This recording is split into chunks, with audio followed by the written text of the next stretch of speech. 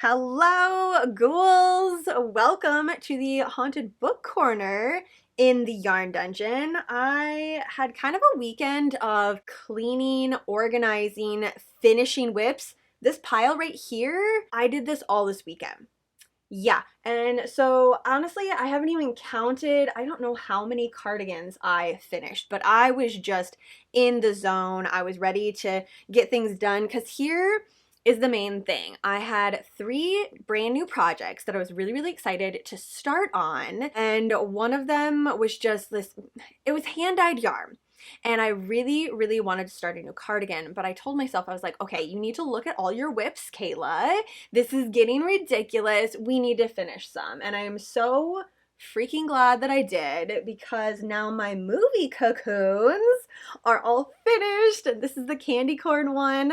Okay, like look at that. That brings me so much Halloween joy. I'm so glad I took the time to do it. Actually, you know what? I'm just gonna wear this right now. It is so cozy. It doesn't really match my shirt, but I genuinely do not care. We're gonna wear this. This entire thing, I don't know if it's gonna stay like this, but I'm just really glad that I at least have one shelving unit up for some of my books. It's like I needed my Darcy Coat books up and out. Really, they were all over. It was like all over the yarn dungeon, my bedroom, the living room. So you could spot Darcy coats everywhere, which I kind of love, but really I wanted them together. I wanted to be able to see it. And it's like some of these, like, okay, The Whispering Dead, I will definitely be rereading this. Like, this is a must read again for me type of thing. So I think I'm going to kind of go through that, pick all my favorites that I want to read again, prop them up here. We have the Long Live the Pumpkin Queen,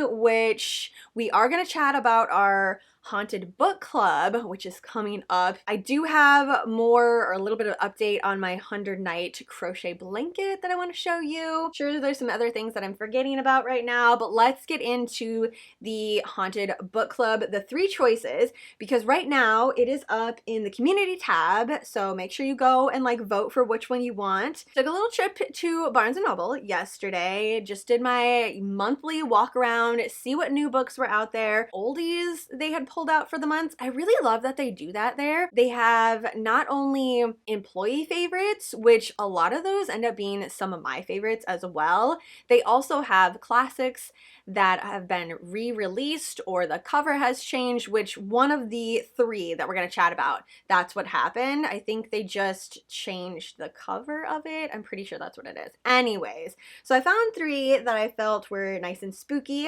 for September. We're going to start off with Fever House. This book is pretty thick. The cover though looks incredible, so that drew me into it. A small-time criminal, a has-been rock star, a shadowy government agency, and a severed hand whose dark powers threaten to destroy them all. This is definitely the longest out of all that we're going to be chatting about here today, so if this one wins, I will be listening to it in audiobook form. And I also feel like the story in and of itself is just gonna resonate. Not better, but I feel like I'll probably like it more if it's in an audiobook instead of me just like sitting down and reading it at the end of the night. The second one is The Handyman Method, A Story of Terror. The cover of this, these are my colors, is black and red. It's a spooky house on it. It is a book about DIY. What is it? Okay, a chilling domestic story of terror for fans of Black Mirror, of which I definitely am,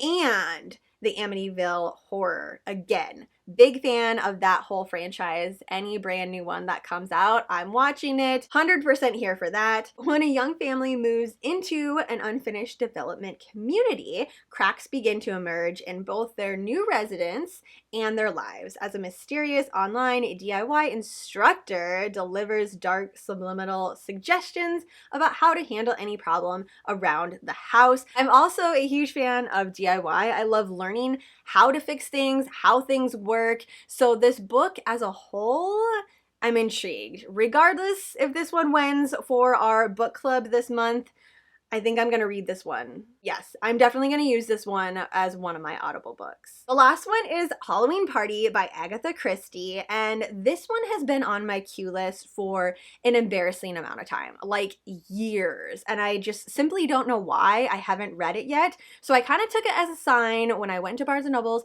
and saw that there was a brand new cover for it that like, this is the month. I'm gonna read it. So I figured, you know what, maybe someone else wants to read it with me. So if you want to read this one along with me, go ahead and cast your vote for that one right now. At a Halloween party, Joyce, a hostile 13-year-old, boasts that she once witnessed a murder. When no one believes her, she storms off home, but within hours, her body is found, still in the house, drowned in an apple bobbing tub. I love a good murder mystery book, and this one is actually pretty short, even like compared to books in general, but compared to the other two, this is definitely the shortest out of the three.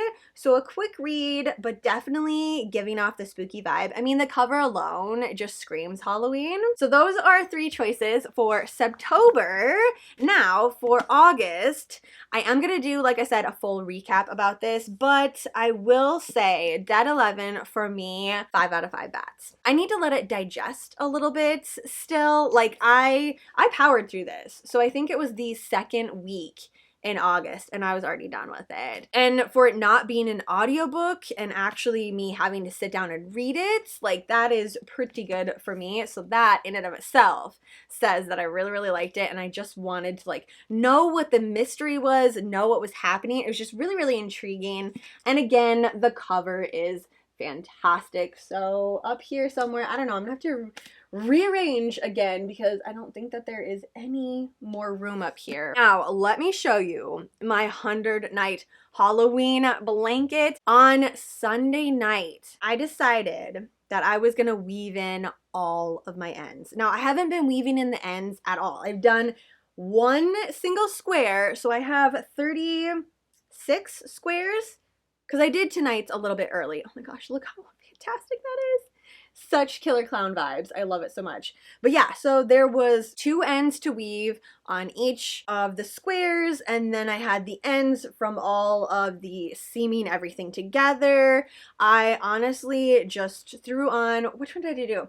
The Invited, and there was another book that I listened to, just like powered through it. Horned Owl Hollows. I was looking for something to listen to after I reread The Invited, and I wanted a straight up haunting type of thing, and that's exactly what this book delivered. Trope-wise, it pretty much followed everything that I wanted out of a haunted mystery book, so I really, really loved it. Again, 5 out of 5 bats for that one, but I just threw that on and almost finished this entire book, not with just weaving my ends in. It did take quite a while, but like not that long. I think this book was like 6 hours long. Yeah, I'm pretty sure 6 or 5 hours and 45 minutes, something like that. But I got all of the ends wove in. I'm so freaking happy. So yes, we have 36 squares since tonight is 64 nights to Halloween. The more I put this together, the more I am incredibly excited to see it finished. I just love the color combination. This is the Big Twist yarn, the Joanne Value yarn that they have, and it's so soft and so cozy. I just love it. I'm ready to be wrapped up in it on Halloween nights. I know it's a little ways away, but like really honestly, it's not. Like 64 nights? That is not that long. Is anyone else getting a little bit, not stressed, we're not gonna say stressed, but a little bit nervous with the very few nights that we have left to crochet things? Maybe just me. But yeah, I'm getting a little nervous about a couple of items. I am a little bit warm. Like, it's really nice and cozy, but it's still pretty hot today. Actually, I think it's 68 degrees out right now, which is fantastic. Last night it was beautiful. I had the windows open down to like 62, 63 degrees. It felt like freaking fall out. So maybe that's why I was very hyped and just wanting to do all the projects and finish everything up, because I knew cardigan weather, it's coming. It's like right around the corner. Okay, so how many did I actually finish? 2, 4, 5. I have 5 cardigans officially finished. Okay, so this one is the Halloween yarn from Joanne. I just did a cute little cropped cardigan with it. The last thing I need to do is put buttons on it. And I think I'm gonna go check out Joanne Fabrics to see what type of buttons they have, because right now is when they're starting to get their patches and their enamel pins and their buttons for Halloween in. Okay, I love this color so much. I don't remember what I was trying it on with yesterday, but obviously it was not the right style of clothing. I don't remember what I had on. Anyways, I love it with this, and obviously it matches because we have the slimy green audiobook club t-shirt. But yeah, I just did really, really easy. This is actually the square design for the 100 Nights blanket. And then right here, I just did all half double crochet. I really wanted to see what the color just looked like by itself without, you know, doing like a granny square, just kind of do half double crochet in the round. Really wanted to see the color play, and it looks incredible. Joanne Fabrics, please, please, please either bring this back or restock it and leave it restocked all year, because I want to make some matching pants to go with it. I want to make like all the things with this. I just had so much fun working this one up. Okay, so we have this one, which is brand new. Then this one, let's actually do this one. This is from Hirschner's. This is another movie room shrug, or not movie room, movie watching shrug. I don't know, I haven't figured out the name of what I'm gonna call this, but it's just a shrug. This is the classic vintage Halloween colors, exactly the same as the candy corn one. Same pattern, same everything. I just did a giant granny square and kept going and going and going until I wanted to stop. Then I seamed it with a zigzag stitch. I left about, I don't know, I like counted 6 open granny square clusters, and then I seamed the rest of it closed. It wasn't very technical. Honestly, this is such a laid back type of project because it's just essentially a blanket that I'm gonna wear around as I'm watching movies for October. So I have 2 out of the 4 that I had started. The third one I am working on still. I'm not entirely sure where it's at.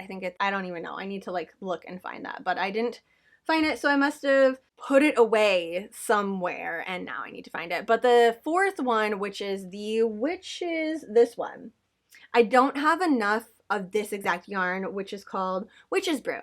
Okay. That's totally fair. Because this one's called Witch's Potion, right? So that's fine. Like I have one witchy cardigan for 2023. That's fine. But I would love it if they brought this back.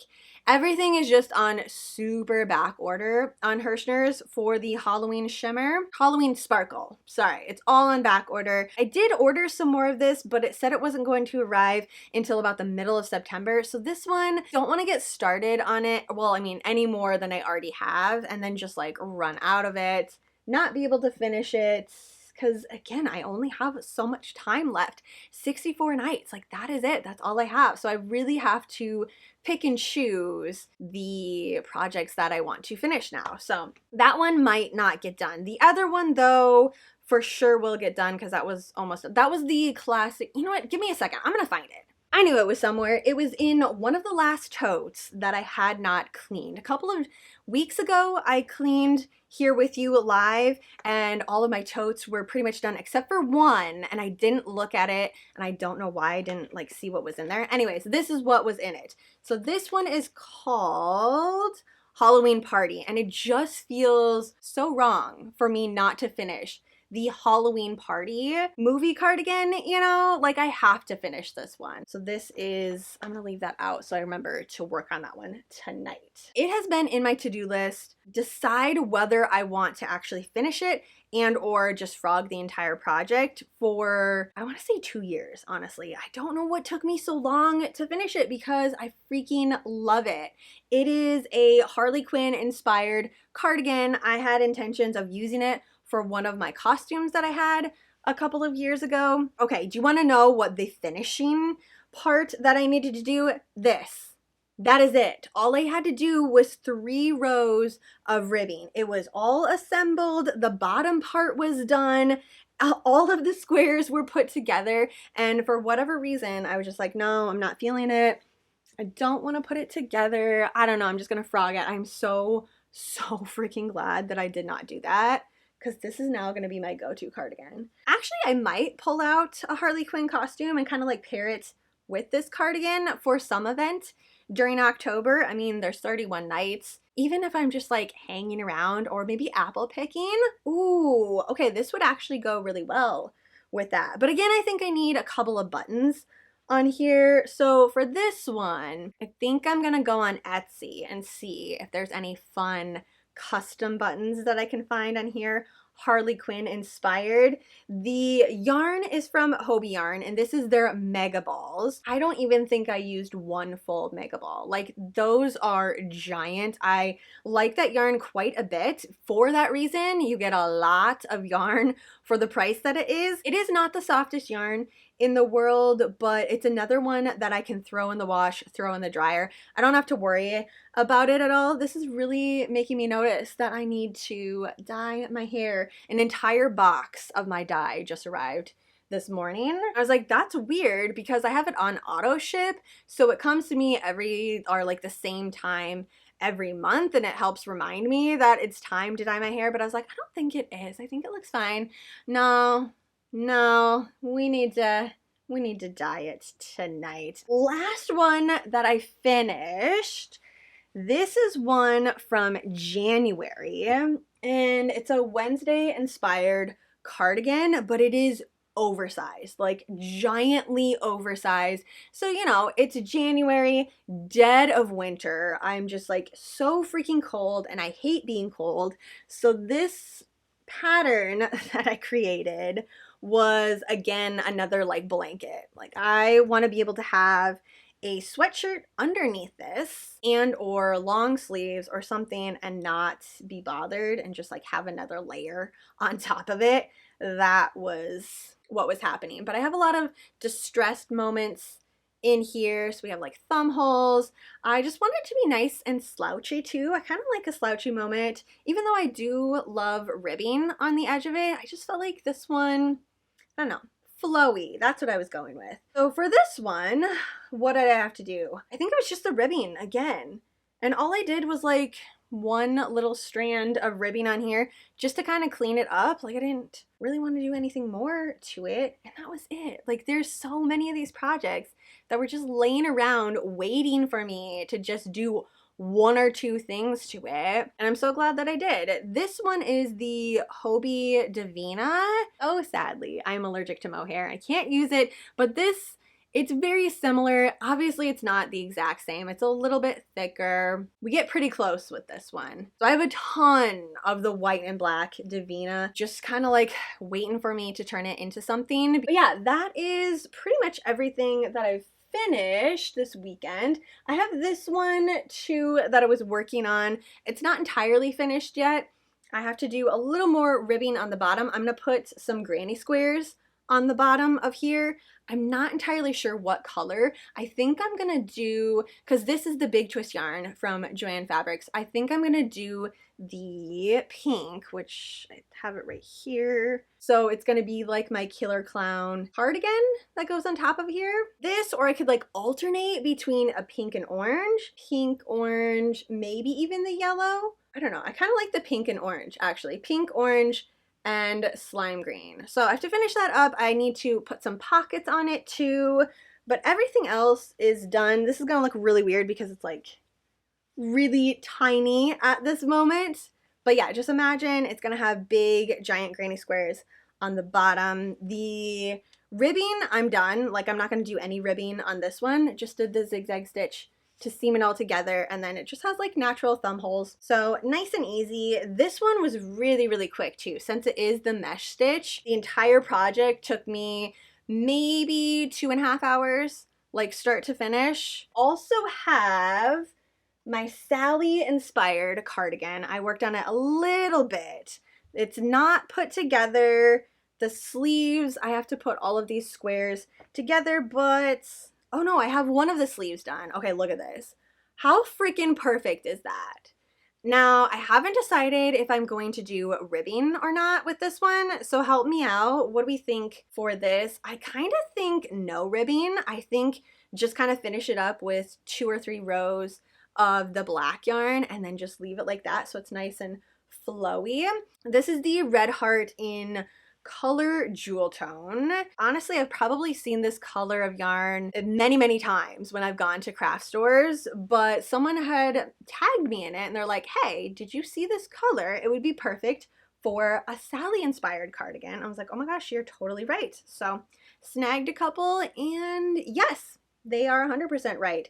So again, this one's really short, so I'm gonna do big chunky border on the bottom and then the sleeves obviously are gonna assemble there. Probably pockets. I don't know. I haven't figured out if I want pockets for this or not, but I have a little ways to go with this one. I think I'm gonna continue to work on it throughout the week. Since I have all these other ones done, I can actually work on some of these now. So these 2 are the ones that I have left, and then I also have these, a ton of granny squares. I had an entire plan for a cardigan during Xmas season last year, and I was just gonna attach them together. This is yarn from Hobie, and honestly, I don't remember what the actual yarn is. I think so there's 2 strands of yarn held together. I think that this stuff is the Black Friday yarn. I'm pretty sure that's what it was. And then I softened it up a little bit with some alpaca yarn, I think. I don't know. I'm pretty sure that's what it was. Anyways, I have a ton of these squares. I don't know if or when I'm gonna get to this, but I think I should because I just really love the color and I don't want them to sit here anymore. I don't know. I'm in the mood to finish up projects. So I feel like since I am in that zone, I should kind of just roll with it before I start my 3 brand new projects. It just makes sense. Let's chit chat about some of the movies that we watched this week for the 100 Night Countdown to Halloween. We had some really good ones. I know that I'm a little bit biased because I created this list and I'm a fan of all of these movies, but this week in particular, we had some really good ones. Okay. 71, Hansel and Gretel, starting it off right away. Is this a scary movie? Not at all. It is super campy, but I love the story of Hansel and Gretel, and I love just seeing different variations of Hansel and Gretel, and this one had like really fun witches in it. There were a lot of elements going on. It's just a fun one to throw on in the background while you're working up a project. Night 70 is Hell House LLC. It is a found footage movie. Honestly, the first time that I watched this movie, I was not a fan of it. Found footage in general is just not really my horror genre, but I ended up watching it again and I liked it a little bit more, and now it's like on my list. So I have to watch it every single year. I just feel like it gets campier every single time I watch it. 69 was Underwater. Okay, this one, it's classified as sci-fi, right? Yeah, sci-fi horror genre. Now, without even having the sci-fi elements happening that like went on in the movie, which were fantastic. I loved them because they definitely were a little bit campy. The fact of being in the ocean, open body of water, in this contraption that's 7 miles under the ocean, and then something going wrong and being stuck there and having no way to get out except for putting these suits on and walking back out, like that in and of itself is terrifying to me in the absolute best way possible. So really enjoyed this movie, and this was a new to me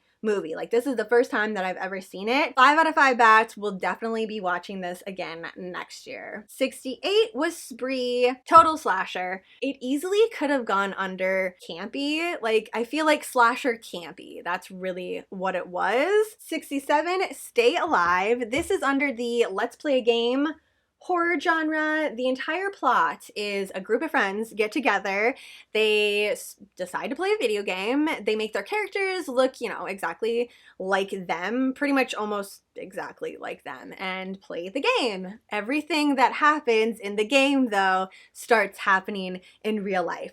That's it. That's all you need to know about the plot. This isn't one that you need to pay attention to really closely. It's just a fun type of movie, elimination type of movie from the early 2000s, which is why I feel like a lot of people don't talk about this movie, but I don't know, maybe it's nostalgia for me, but again, I enjoy it. 1966, Jeepers Creepers. I don't need to say anything about this one. Okay, the one thing I will say is if you have never seen Jeepers Creepers, you must watch it. Like, if you love comedy, horror, camp vibes, early 2000s type of horror movies, you have to watch this one. The campiness level from this is, it's magic. Like, it really is. It's one that I watch constantly. It's not just a Halloween movie for me. I have it on all the time in the background. And the best part is if you, after you watch this, you decide like, oh, that was actually a good time, there's many more in the franchise. So you have some other options to go ahead and throw on. Night 65 was One Cut of the Dead. This is such a fun take on the zombie horror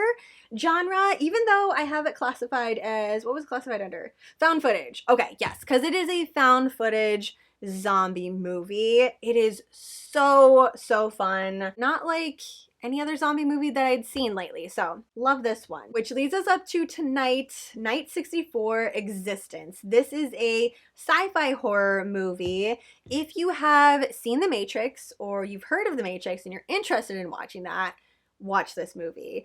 I will say the trailer does not do it justice. It makes it look super dated and super campy, which are positive things for me. Like, I love that type of sci-fi horror, but like, don't judge it by the trailer is what I'm saying. Just like, watch the trailer if you must, but enjoy the process afterwards. All right, so that is it. I'm gonna let you ghouls go. As always, I will leave a link down below for the 100 Nights of Fiber Fright movies if you want to start jumping in, if you like didn't hear about it or you like have time now and you want to watch some movies.